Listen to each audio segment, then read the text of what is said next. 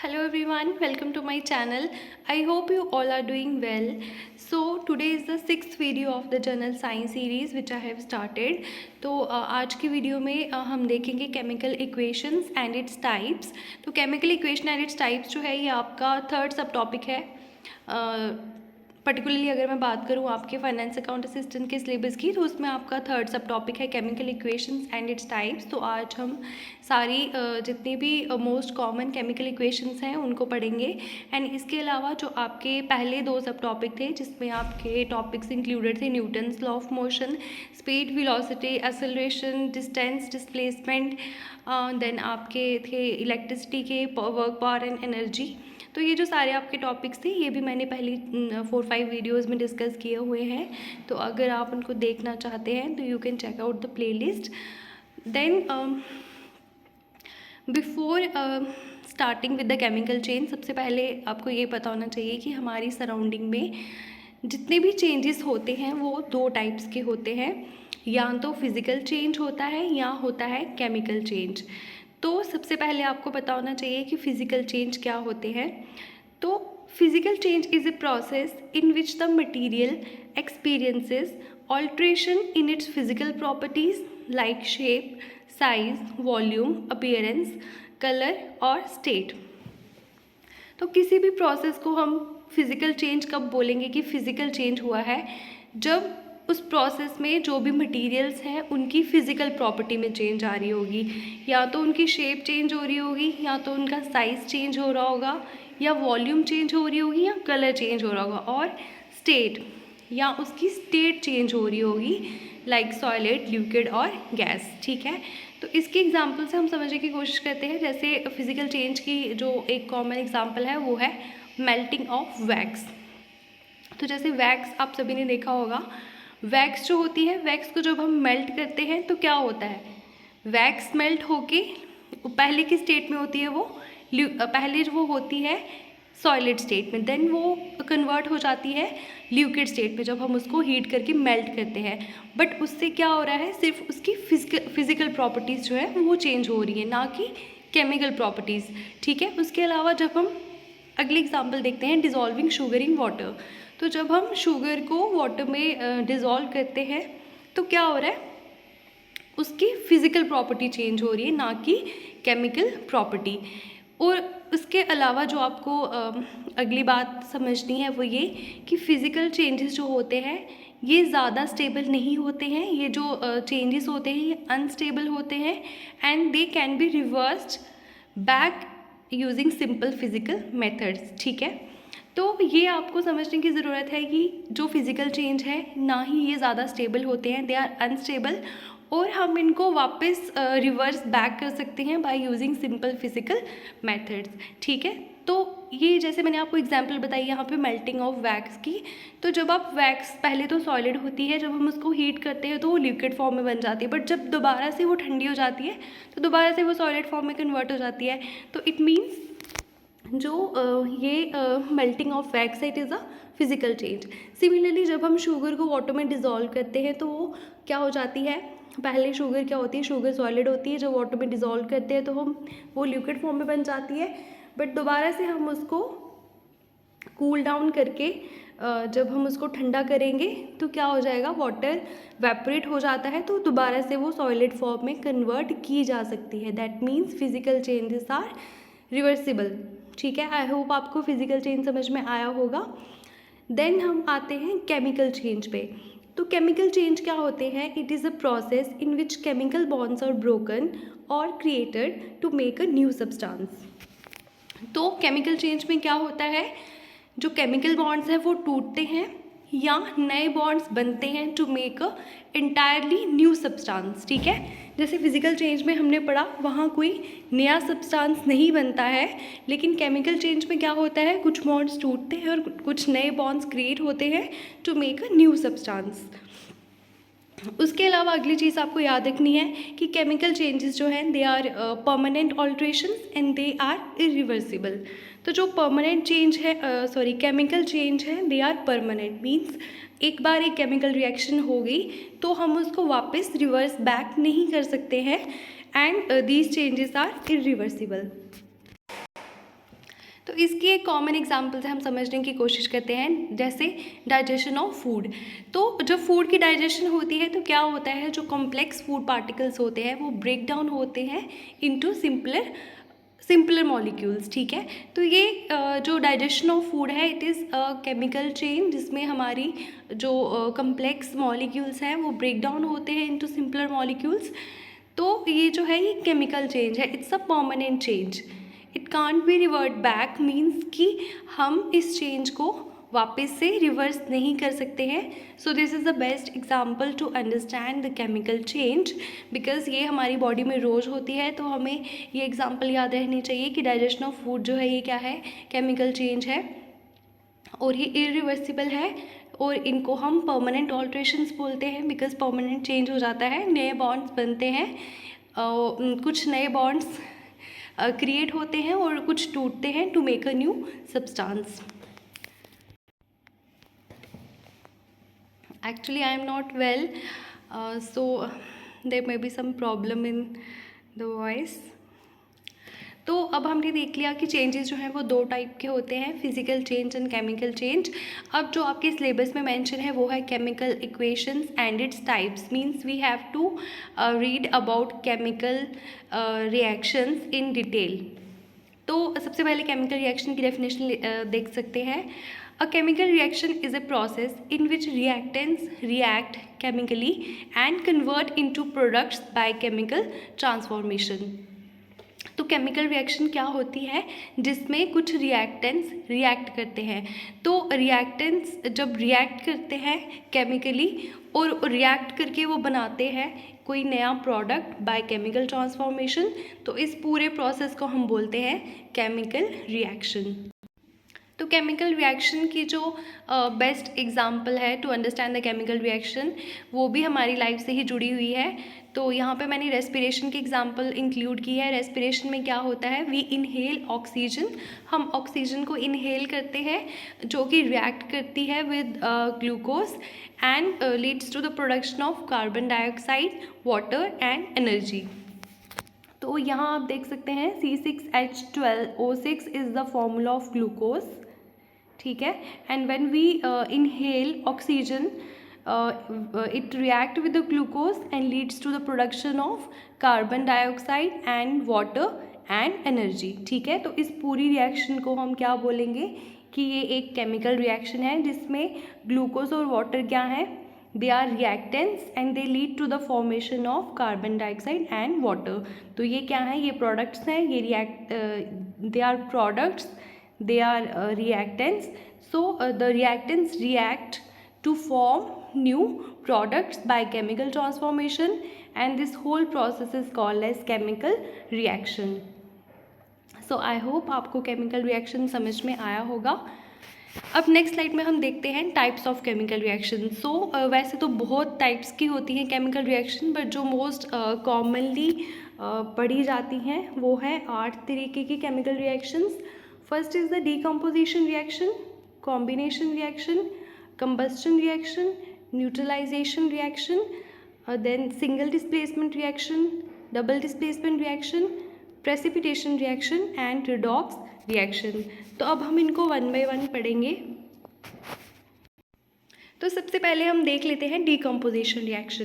तो decomposition reaction में क्या होता है, इन डीकम्पोजिशन रिएक्शन मॉलिक्यूल्स और कंपाउंड्स ब्रेक डाउन इनटू 2 और more than 2 simpler chemically new substances. तो डीकम्पोजिशन रिएक्शन में क्या होता है, जो कॉम्प्लेक्स मॉलिक्यूल्स होते हैं वो ब्रेक डाउन होते हैं इनटू 2 और more than 2 simpler chemically new substances. ठीक है, for example electrolysis of water. तो डीकम्पोजिशन रिएक्शन में क्या होता है, कोई भी कॉम्प्लेक्स मॉलिक्यूल जो होगा वो ब्रेक डाउन होगा इनटू 2 और मोर देन 2 सिंपलर सब्सटेंसेस, तो उसको हम बोलेंगे डीकम्पोजिशन रिएक्शन। तो यहाँ मैंने एग्जांपल मेंशन की है इलेक्ट्रोलिसिस ऑफ वाटर की। ठीक है, तो वाटर का फॉर्मूला होता है H2O, ये आप सभी को पता है। जो वाटर की इलेक्ट्रोलिसिस होगी तो ये ब्रेक डाउन होगा 2 सब्सटेंसेस में, हाइड्रोजन एंड ऑक्सीजन। ठीक है, तो ये है एग्जाम्पल ऑफ डीकम्पोजिशन रिएक्शन। उसके अलावा देयर इज़ अनदर एग्जाम्पल, ये है NaCl सॉल्ट। ठीक है, NaCl जो होता है सोडियम क्लोराइड सॉल्ट। तो जब इसका ब्रेकडाउन होगा it will leads to the formation of chloride, chlorine and sodium. ठीक है, तो it is again decomposition reaction, जहाँ पे क्या हो रहा है, जो कम्प्लेक्स कंपाउंड है एक सोडियम क्लोराइड, ये ब्रेकडाउन हो रहा है दो सिंपलर सब्सटेंसेस में, that is chlorine and sodium. तो इसको हम बोलेंगे decomposition reaction. Next we have combination reaction. तो आपको पहले तो ये याद रखना है कि कॉम्बिनेशन रिएक्शन जो है it is the opposite of decomposition reaction. Like पहले हमने डिकम्पोजिशन रिएक्शन में पढ़ा कि एक कॉम्प्लेक्स मॉलिक्यूल जो है वो ब्रेक डाउन होगा into two or more simpler compound, simpler substance. लेकिन कॉम्बिनेशन रिएक्शन में क्या होगा, two or more molecules they combined together chemically to form a new substance or compound. ठीक है, कॉम्बिनेशन रिएक्शन में क्या होगा, दो या दो से ज़्यादा मॉलिक्यूल्स क्या करेंगे, कंबाइन करेंगे chemically to form a new compound. तो यहाँ जैसे आप देख सकते हैं ए और बी दो मॉलिक्यूल्स हैं और ये कंबाइन करके बना रहे हैं एक कंपाउंड दैट इज़ AB। या उसके अलावा हम यहाँ पे मैग्नीशियम की एग्जांपल देख सकते हैं। Magnesium and oxygen molecule they combine together chemically to form magnesium oxide. So this is an example of combination reaction. Then अगला जो आपका आता है वो है combustion reaction। तो combustion reaction जो है it is an exothermic reaction। तो exothermic reaction that releases energy generally in the form of heat। तो combustion reaction क्या होती है, ये एक exothermic reaction होती है जहाँ पे क्या होता है, एनर्जी रिलीज होती है in the form of heat and it is a reaction between fuel and an oxidant that produces smoke, water and heat generally। तो इसमें जो रिएक्शन है ये मेजरली जो रिएक्शन है ये होती है between fuel and an oxidant, generally atmospheric oxygen, that produces smoke, water and heat generally. तो इसके एग्जांपल हम देखते हैं, when we burn methane it gives carbon dioxide and water. तो यहाँ ये जो CH4 है ये है formula of methane. When it react with oxygen that is atmospheric oxygen it leads to the production of carbon dioxide and water. So this is the example of combustion reaction. अगली आपकी जो most commonly studied reaction आती है वो है neutralisation reaction. So what is neutralisation reaction? In these reactions acid and base they react together to form salt and water. तो neutralisation reaction में क्या होता है, एसिड और बेस कंबाइन करते हैं to form salt and water. तो यहाँ पे मैंने एग्जांपल बताई हुई है हाइड्रोक्लोरिक एसिड की और सोडियम हाइड्रोक्साइड की। तो hydrochloric acid is the acid and sodium hydroxide is the base. They react together to form salt and water. तो जब HCl and NOH they react together they leads to the formation of NaCl which is a salt and water. So this is the best example of neutralization reaction. Then अगली आपकी आती है single displacement reaction. तो single displacement reaction में क्या होता है, more reactive metal displaces less reactive metal from its salt. तो इसमें क्या होता है, जो ज़्यादा रिएक्टिव मेटल होता है वो डिस्प्लेस कर देता है लेस रिएक्टिव मेटल को फ्रॉम इट्स सॉल्ट। तो ये रिएक्शन से हम समझने की कोशिश करते हैं, यहाँ पे क्या हो रहा है, पोटेशियम जो है ये रिएक्ट कर रहा है मैग्नीशियम क्लोराइड से and it leads to the formation of potassium chloride and magnesium. तो यहाँ पे क्या है, पोटेशियम जो है ये ज़्यादा रिएक्टिव मेटल है देन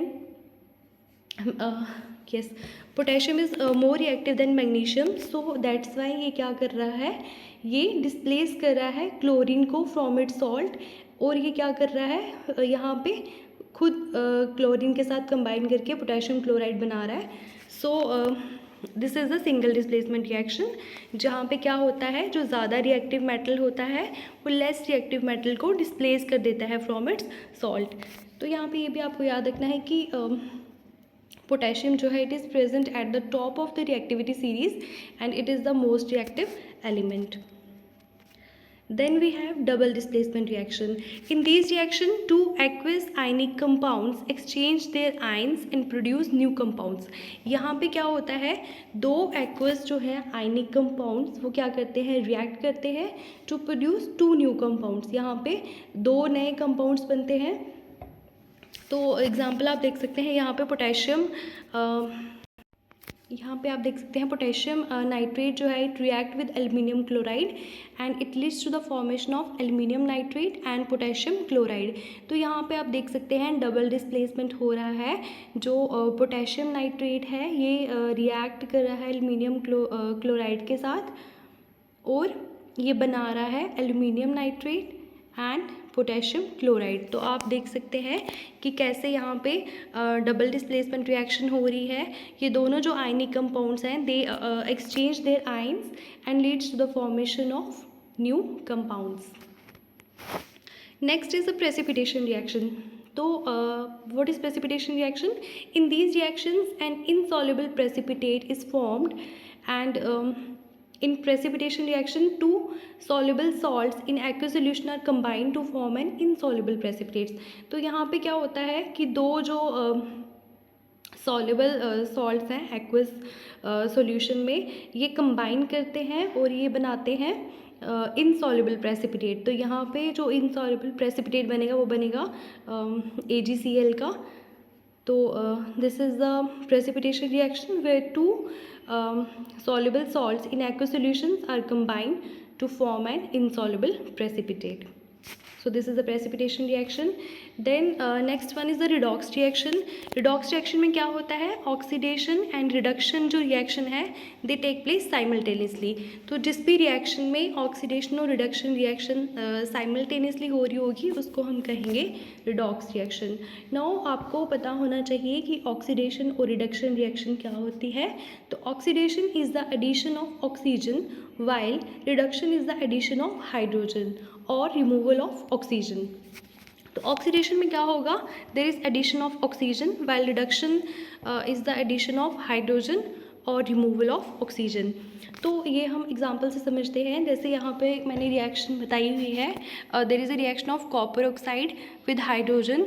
तो इस रिएक्शन में क्या हो रहा है, hydrogen has undergone oxidation by gaining oxygen. तो हाइड्रोजन की यहाँ पे ऑक्सीडेशन हो रही है बिकॉज ये ऑक्सीजन गेन कर रहा है, while copper oxide has undergo reduction by removing oxygen. तो कॉपर की यहाँ पे रिडक्शन हो रही है क्योंकि कॉपर ने क्या किया है, कॉपर ने ऑक्सीजन को रिमूव किया है. सो this is the example of redox reaction.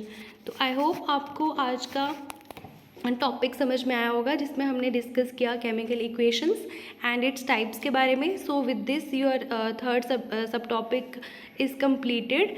So in the next video either I will discuss the next subtopic or the MCQs of the chemical equations and its types.